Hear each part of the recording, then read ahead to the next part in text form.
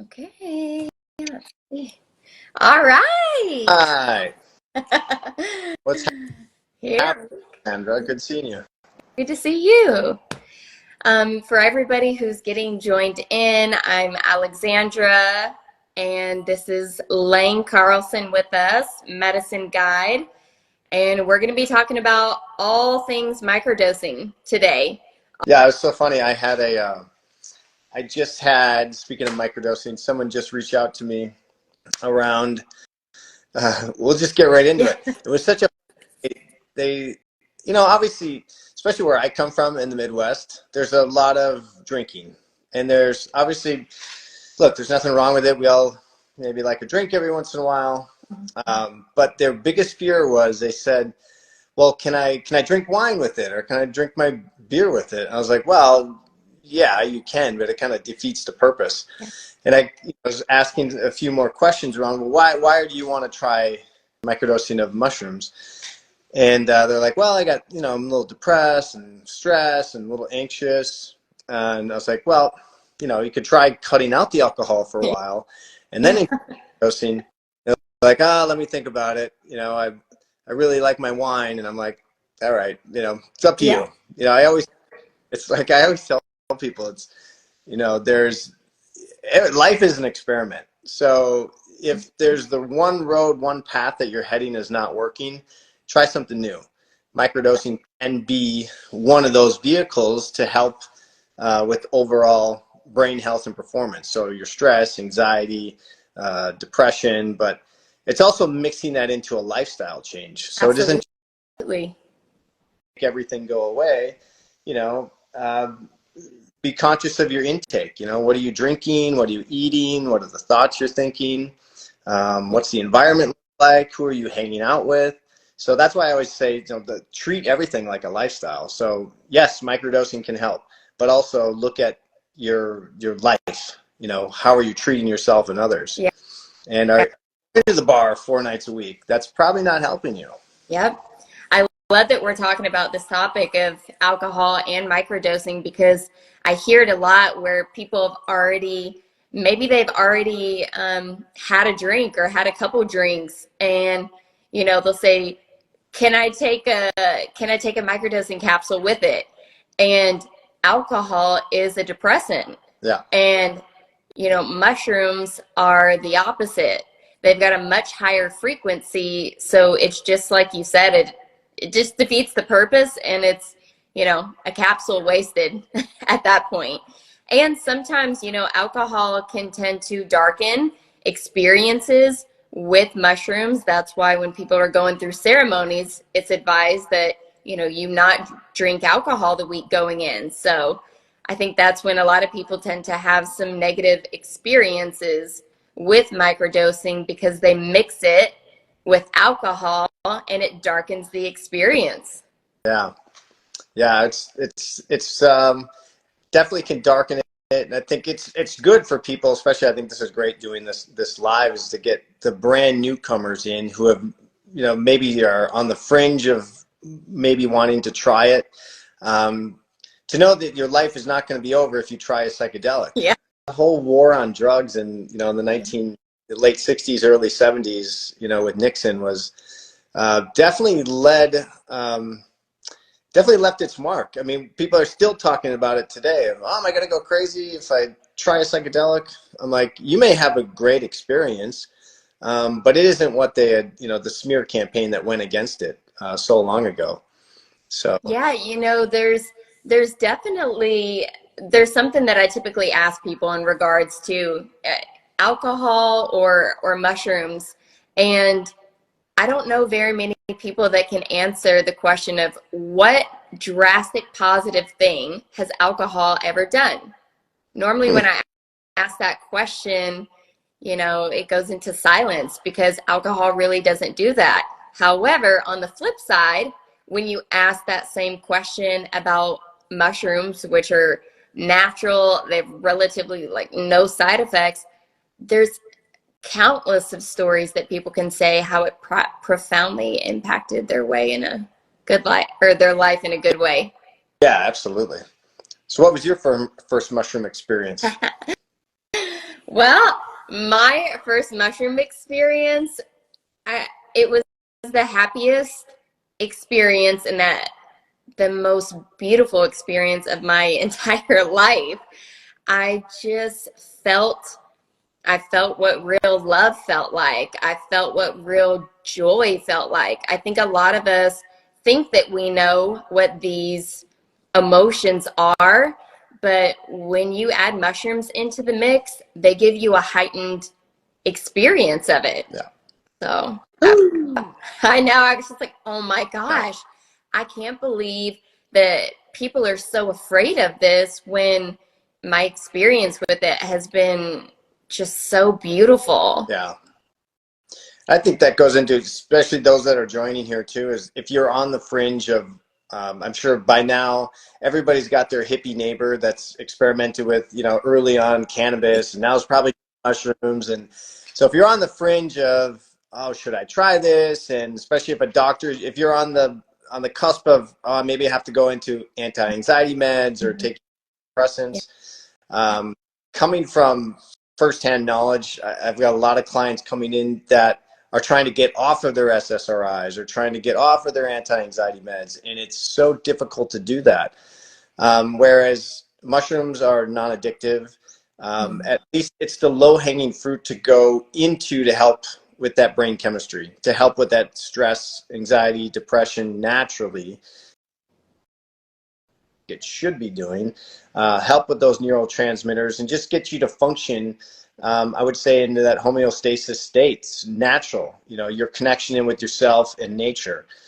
So if you're on the fringe and oh, my doctor is wanting to prescribe some antidepressants, maybe talk to him about psychedelics, talk to him about ketamine, talk to him about mushrooms, talk to him about also your lifestyle. What are you I would say 80% of people's problems go away when they start taking care of themselves. Yeah. So that fitness, are you working out at all? Are Yeah. what are you drinking? So 80% of the problems go away when we start really focusing on nutrition and exercise. Yep.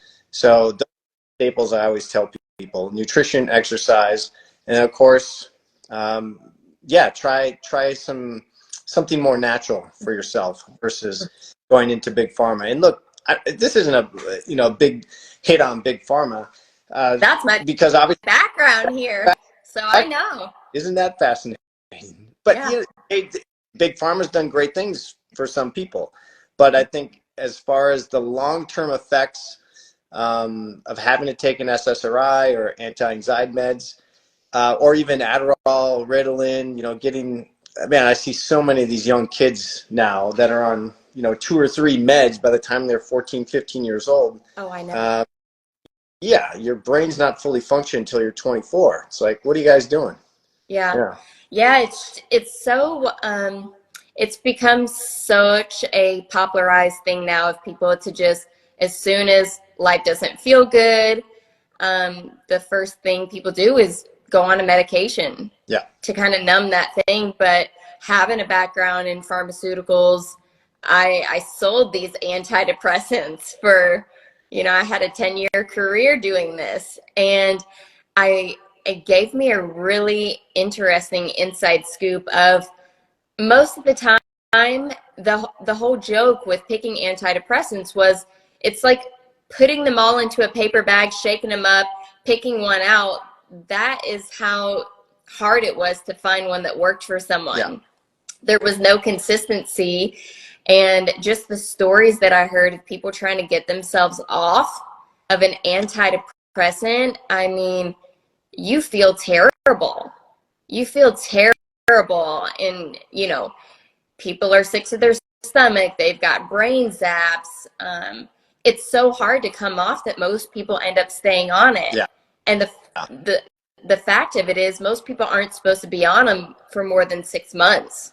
Yeah. And so the difference with microdosing, it's like you can start and stop however you wish, and there's no like relapse effect or come down effect, because the way that it works in your body, it's doing something naturally versus having a chemical Absolutely. that's doing something unnatural. No kidding. Well, what a story. You coming from the big bad world of pharmaceuticals and now into I would say sacred healing, plant Yeah. medicine, all things about. Yeah, I woke up. Yeah, I woke up to the reality of life, and I got smarter. yeah, There's a question that I wanted to answer that somebody sent in. They said, "What strain is most popular to use when microdosing?" yeah. Well, a big one that a lot of people use is golden teachers. A plus is another one. Um, Honestly, because it's such a small dose, I typically personally I don't notice the big effect between like a PE, a golden teacher on a microdose level. Yep. But a lot of people are using A pluses and golden teachers for their microdose protocols. And you can get it in all forms. I mean, there's chocolates, there's pills, there's extracts, there's gummies, Ooh, all yeah. stuff. Let's talk about this because I really love educating on this point of, and then this comes from my pharmaceutical background, but it's so important to know where you're also getting your microdosing from, Yeah, because some people test their strains to make sure they have a certain percent of active ingredient, which is the the psilocin in it. And if people aren't testing their product, then you may take a gram of a chocolate from somebody and a gram of a gummy from somebody else and have a completely different experience if they're not high quality. that's right. Do you want to talk more about that? Because I think it's super important for people to know Yeah, when they're gauging how much they can handle. yeah. I mean, we can go back even further to even the cannabis days. You know, kind of early. I remember my dad telling me a story about some of the cannabis he smoked when he was a kid. It was not as potent as it is today, because now the stuff that we're seeing, especially sold out here in California, is it's lab tested. It's actually got double strain. It's very very strong. Yeah. Uh, Mushrooms can be the same thing, whereas it's all based on genetics. Mm-hmm. So you can get very weak strains, weak genetics in your mushrooms, and you can also get very strong ones. Mm-hmm. So yeah, just like everything in life, I think something brand new is always trust your source. Always trust the people that you're getting it from, and if they do lab testing, that's always best. Um, and mushrooms by far are the safest thing to go into as far as psychedelics, even alcohol. I mean, there's just very rare cases of anybody ever having adverse effects to it. Footnote on that is however, if you are bipolar or schizophrenic, if you do have some Mental health issues. mental health issues, it's best to consult a doctor. And I always tell people too is, it's like the first time you do anything, you have a buddy with you, have somebody that's going to be there Yeah. along that process with you. I think a number of people, when we're growing up, our first drink of alcohol, the first time you smoked weed, you were like, you're with friends, and you trusted someone that's Yeah. been that traveled that path. But knowing their dosage, and I think that's another big one that people should start becoming aware of, is know your dose. And I think the education around it, which I'm glad to see, there's a lot of education, and I mean, there's information everywhere on, what's a proper dose for cannabis, for alcohol, for mushrooms, for ketamine. So do your research before going in. So I think that's the big one that I always tell people is, where are you getting it and what was your dose? If you don't know those two, why don't you just skip it Yeah. until you do know? Yeah. So many horror stories of like, I've had people come to me. I'm like, so what was your first experience? They're like, oh, I was at a festival. Somebody handed me some chocolate, and I just took it. I was like, well, do you know how much it was? No. Do you know where they got it from? No. Like, you had a bad? Yes. They end up going in their car for 4 hours and Yeah. glued to the steering wheel. It's like not a good sign. Yeah. Know your dose and Yeah. know where it comes from. I think this goes into a good question that we had added, which was, is it going to make me freak out? Is a microdose going to make me freak out?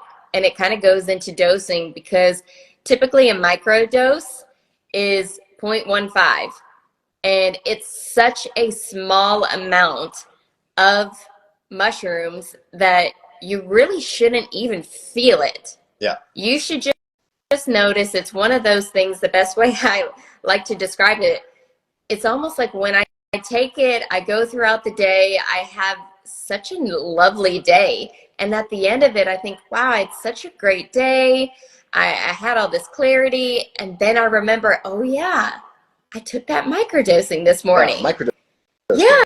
Exactly. So it's such a subtle feeling, something that you can take on a, routine basis. You can operate on doing all the normal things in life, and it's a less feeling effect than drinking. So it's not even like you're drinking a glass of wine. It's just clarity. Those people that are freaked out, about trying it for the first time, great. Try it on a day where you don't have to do anything. Yeah. You don't have to go to work. You don't have to take care of kids. You're in your backyard. You got 4 or 5 hours where you can just be by yourself, and just try it and just notice the subtleties, notice the physical change, mental, spiritually. Just take note of how you're feeling through that transition. Try it on an empty to near empty belly, to feel more of the effects. And people start playing with the dose. Typically, it is that a lot of the doses that we do is 0.15, but a good rule of thumb is 0.1 grams per 100 pounds. So you'll find your sweet spot. You can experiment with the dose, but 0.1 grams per 100 pounds, very good sweet spot for most people is that 0.15. And then from there, you can experiment and up the dose, and you can, I would say try more of the macro or the social dose, and then go into a macro.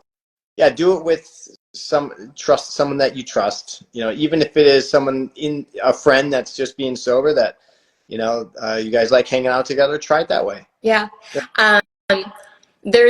When you're talking about different doses, it made me think about a question that I get a lot of times, and it's the question of, what if I get tired?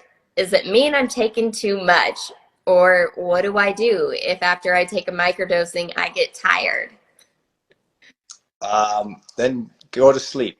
I think it's if you start getting like the early onset of some bigger experiences, are mushroom yawns, like, it's a thing, mushroom yawns. That's the sign that it might be a little bit too high of a dose if you're trying to do a micro, because you were looking for really subtleties. Most people tell me, I don't know what it is, I just feel good. That's more the power. Joyful, more free. You don't worry about your taxes as much. Things that used to trigger you don't tend to trigger you. Right. Yeah. You're not consumed about the past or the future. You're just present. Yeah. That's what it's all about. Yes. Yeah, it's such a beautiful thing, the benefits that microdosing gives you, as long as, it's just the stigma that we're having to fight with today of it being a drug, it being bad. And so I really just urge everyone to question, why is it bad? Yeah. It's coming from the earth. It's funny too, is, some of this predates way back. We've been doing mushrooms since the beginning of the time. Yeah. There's, what is it? The stoned ape theory by Terence.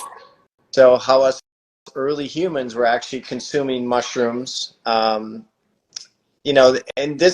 there's some scientific, or there's some archaeological evidence of our brains actually tripling in size after consuming mushrooms. Yeah, exactly. And so this is their Terence McKenna's theory.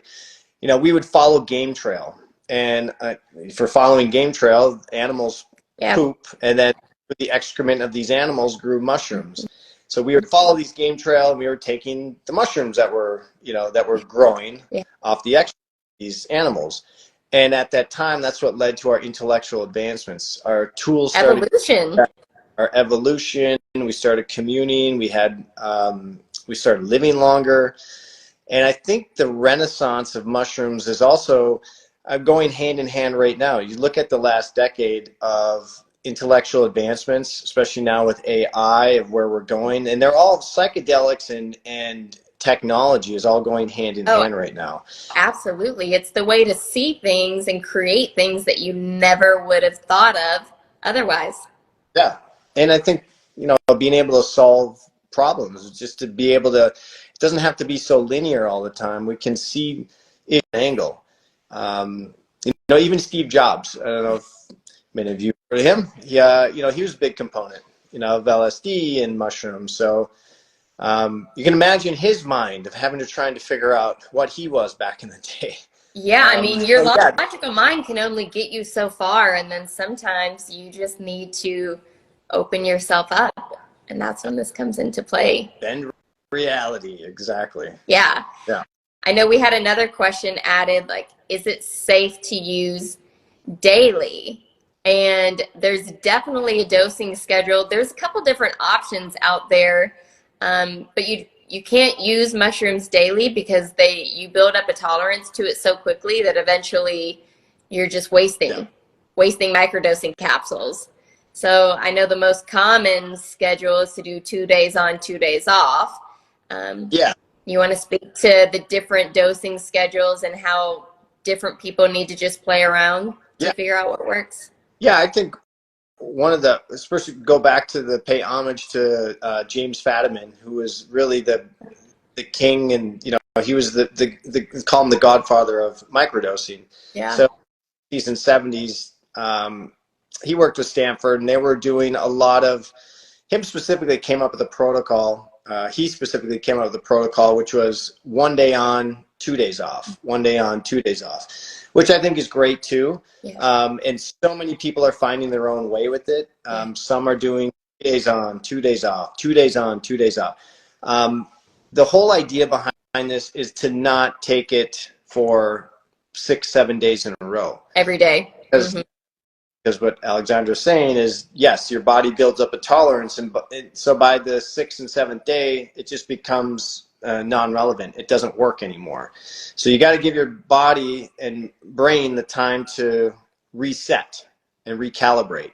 So yeah, good rule of thumb: 2 to 3 days on, 1 to 2 days off. 2 to 3 days on, 1 to 2 days off, and do that for 2 months.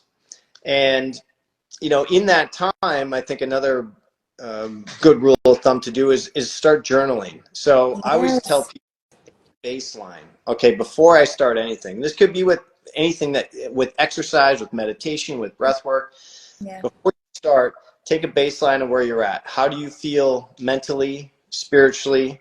What is your relationship like to yourself and others? Mm-hmm. And then try it for a month, and then take a new baseline. Okay, how do I feel? What do my relationships look like? How do I feel mentally, spiritually, physically? And then again after 2 months. So like I said in the beginning, it's like everything that we do in life is an experiment. So try, if you want to try this, try it out as an experiment for yourself. Yeah. And then you'll be able to gauge, is this thing working? Yeah. And obviously, again, treat it like a lifestyle change. You can't just take a pill and all my problems go away. Be conscious of your intake, the liquids you drink, the foods you eat, thoughts that you think. And it all goes hand in hand. It all goes hand in hand. Absolutely. So, yeah, that's so many different protocols out there, but that's the big one to remember is no, I can't take this every single day. It'll become ineffective at some point. Yeah, and I think that kind of rolls into the positive aspect that mushrooms are non-addictive. Woo! Yeah. Yeah, and it's for this very reason. Your body builds up a tolerance to it pretty quickly. So it's one of the lovely options that we have out there that are non-addictive. Yes. For anybody that's, having issues in that area, you have to take a couple of days off to be able to get the effects of it. So yeah, and those people too is, where alcohol, I mean, there's a lot of addictive patterns that can be broken with this too, because you can think of it as it's opening your brain to think a different way. Yeah. You're opening up a new neurological connection. So sometimes of our old ways of thinking or our old ways of being are maybe not serving us. So especially through a deep psilocybin experience or even on a micro level, we start changing the neurochemistry of our brain. So we can think of our behavioral patterns can change that way. Just think of it's it's a nootropic for the brain. We're opening it up to new capabilities, and so that's the power behind it's nature's medicine. Yeah. Mm-hmm.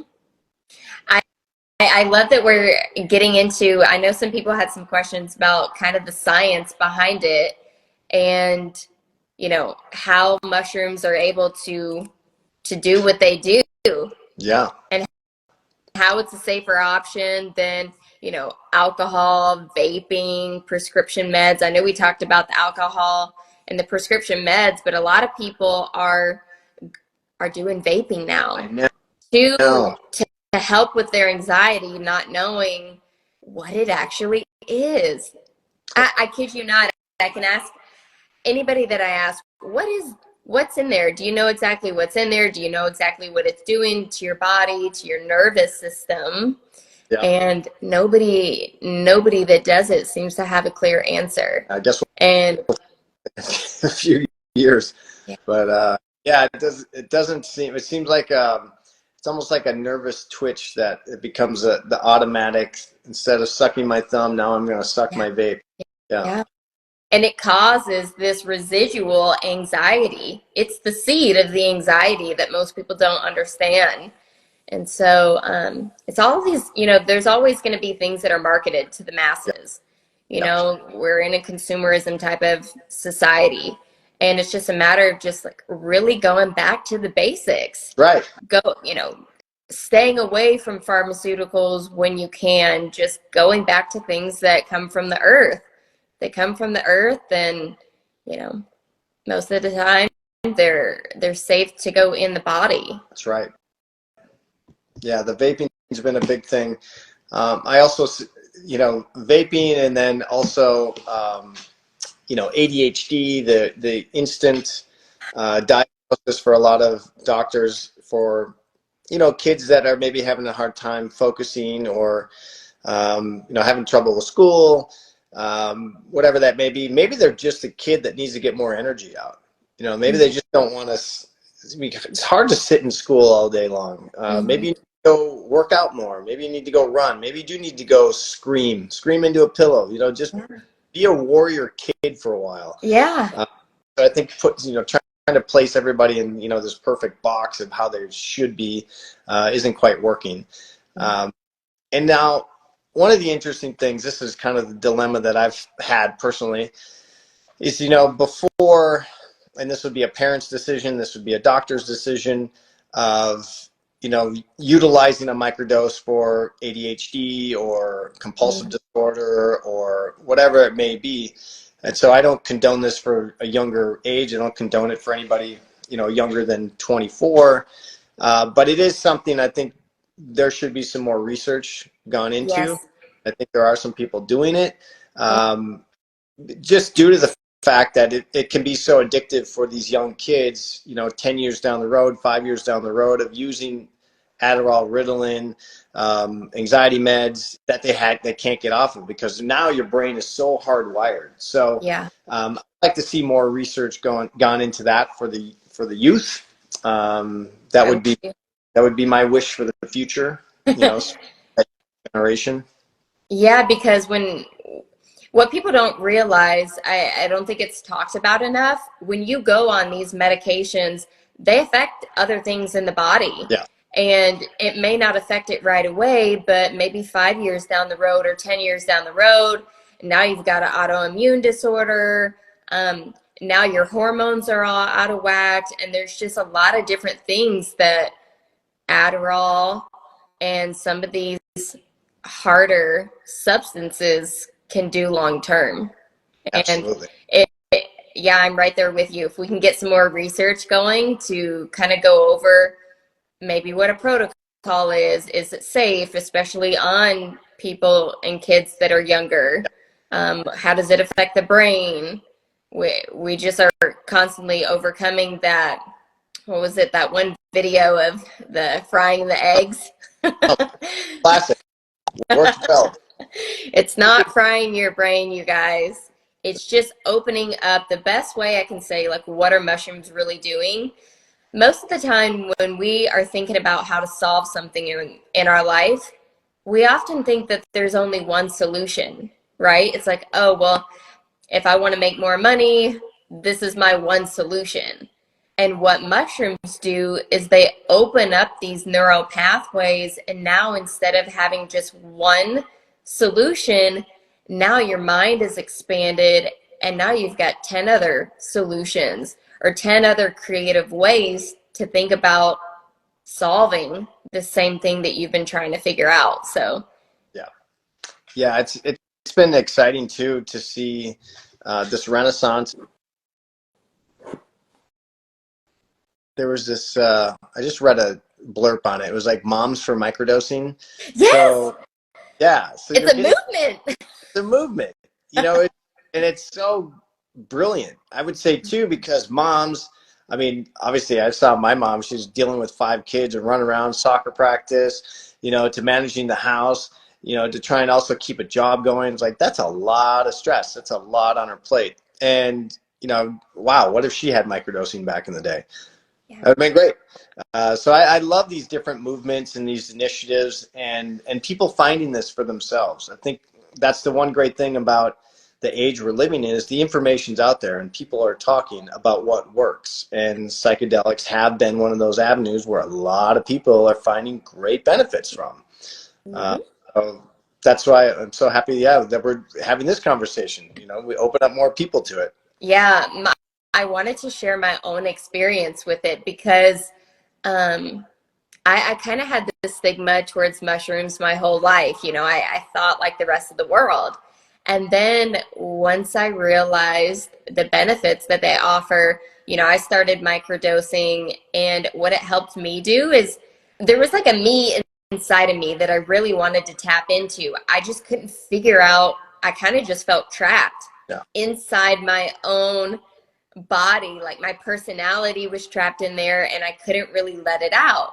And when I started microdosing, it's kind of the same effect that people think that they're getting when you drink.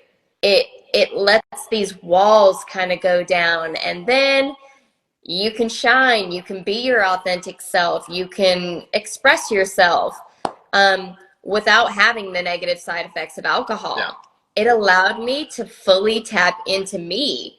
I would dance all the time, and I could just freely be me without fears or fear of judgment or, all the stuff that just traps us Yeah.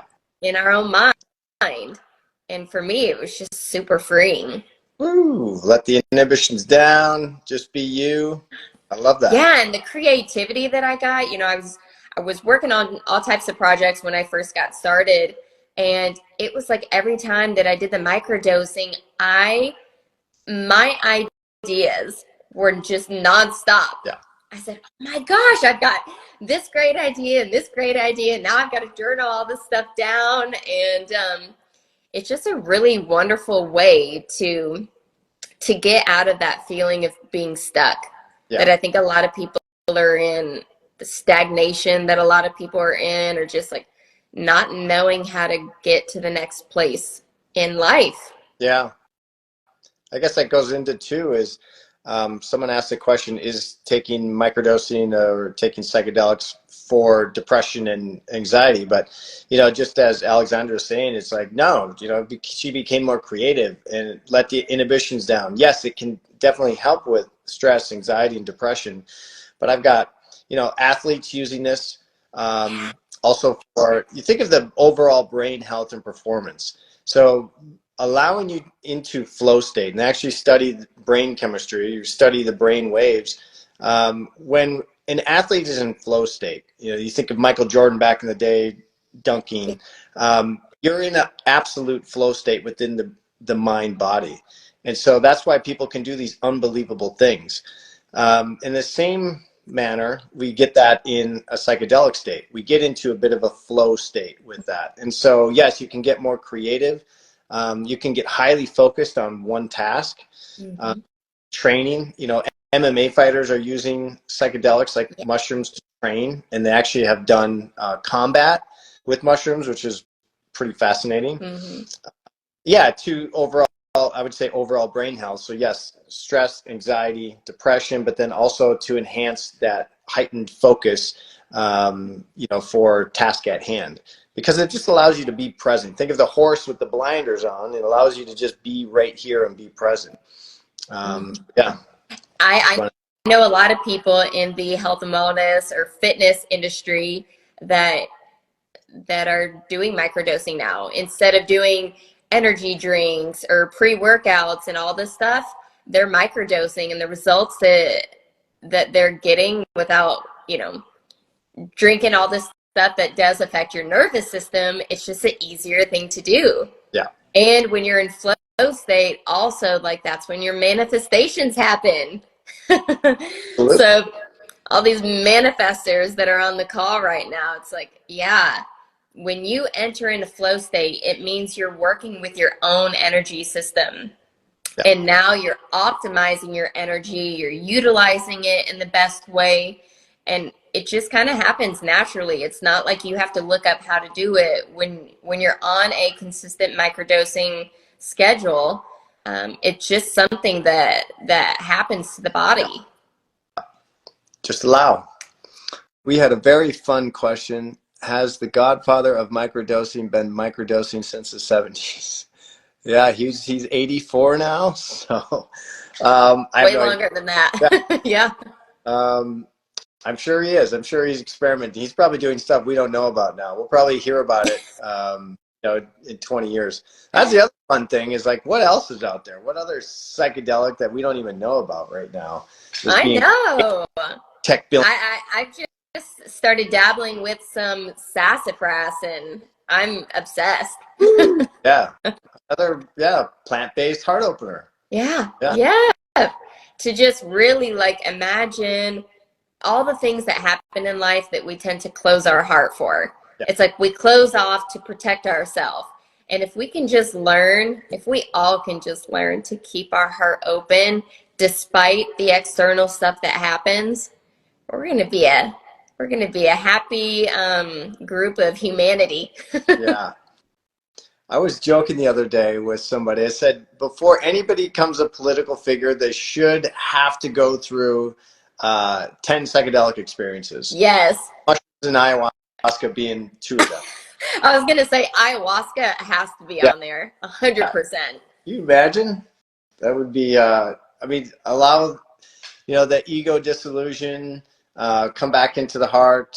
How is this going to better myself, nature, the world around me? Start thinking that way. Hmm.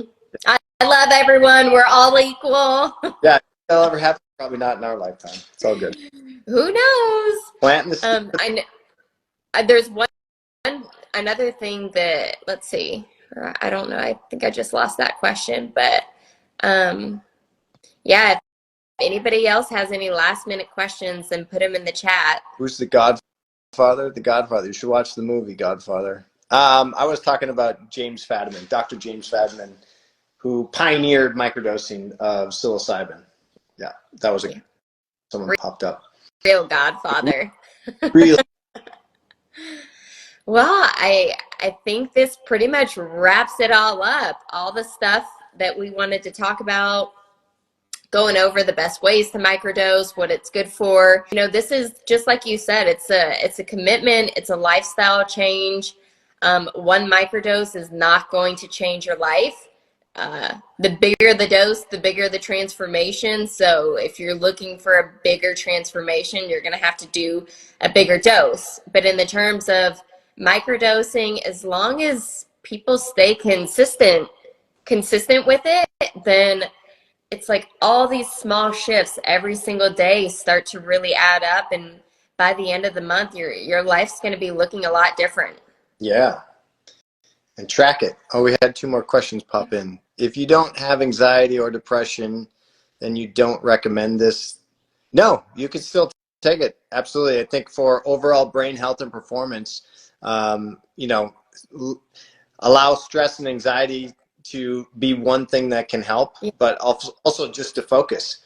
I was mentioning the athletes that are using it, MMA fighters that are using it, people that just, this became popular in the early 2000s when these coders were coming in during the .com era, and they needed to code. So you imagine just these hours on end as far as needing to sit down at a computer and code, and they needed to be hyper focused. Yeah. And so they started experimenting with microdosing of psilocybin and actually LSD to help with that clarity and focus for long periods of time. Yep. So I hope that answers your question. And then, is it recommended to microdose with the neutral form of the mushroom with the with the natural form of the mushrooms? Recommended to microdose with the natural. Yes, I mean, if you're gonna do with natural mushrooms, I think your question is, can I just do it with, a raw mushroom? Yes, you can, and I would, get a scale and, weigh that out. An easy way to do it too is, get it in pill form or grind it up. But yes, you can do it on a, just make sure you are weighing it out. And again, 0.1 grams per 100 pounds is always good. Okay, grateful information. All right, I think we're good. All right. Well, if anybody has any other questions that didn't get answered, or maybe something comes up that, you didn't want to type in there, but you want to ask either one of us personally, then just send us a DM and reach out. If you want to start a conversation and talk more about it, then Lane and I are both here and happy to connect and do a little deep dive if anyone feels like they're a little bit more comfortable with it now and wanting to take that next step. Right. All right, Lane. Thank you so much for joining me today. Appreciate you. Thank you for having me. All right. Well, take care. All right, guys. Thanks again. Bye, guys. Bye.